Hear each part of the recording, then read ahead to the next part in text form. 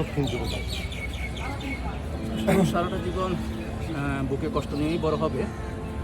সে যখন জন্ম নিয়েছে সে আসলে আমাদের জনি যেরকম জনি যখন শাহাদাত বরণ করে তখন তার সন্তান ছিল, সন্তান সম্ভবা ভূমিষ্ঠ হওয়ার পরে পিতাকে দেখে নাই, তেমনি এই শিশুটিও আসলে জানে না তার বাবা। সে হয়তো কোনদিন আর বাবা বলে কাউকে ডাকতে পারবে না।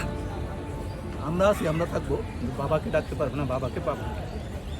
এই খুনি আসি না, তার বাবাকে কেড়ে নিয়েছে, তার মাকে বিধবা করেছে। তো আমরা আমাদের সামর্থ্য অনুসারে আমরা শহীদের পাশে থাকবো।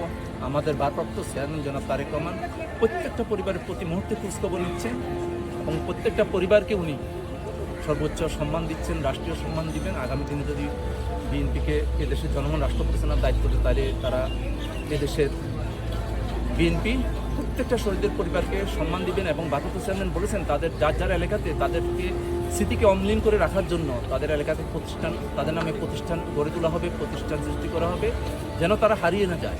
এবং তাদের পরিবারে যারা কর্মক্ষম আছে তাদের প্রত্যেকটাকে পরিবার থেকে তাদেরকে চাকরির উপযুক্ত হিসাবে তাদের যোগ্যতা অনুসারে তাদের পরিবারের সবাইকে চাকরির ব্যবস্থা করা হবে। তেমনিভাবে আমরা জাতীয়তাবাদী যুবদল কেন্দ্রীয় নির্বাহী কমিটি যেমনিভাবে আজকে তাদের সুখ দুঃখের কথাগুলো শেয়ার করার জন্য আয়োজন করেছে না বলা কথা সেই অনুষ্ঠানটি, তেমনিভাবে তারা তাদের কথাগুলো বলবে।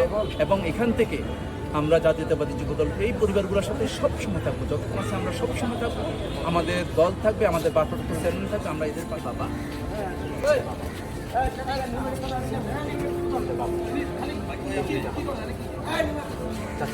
সাইদ খানের ছেলে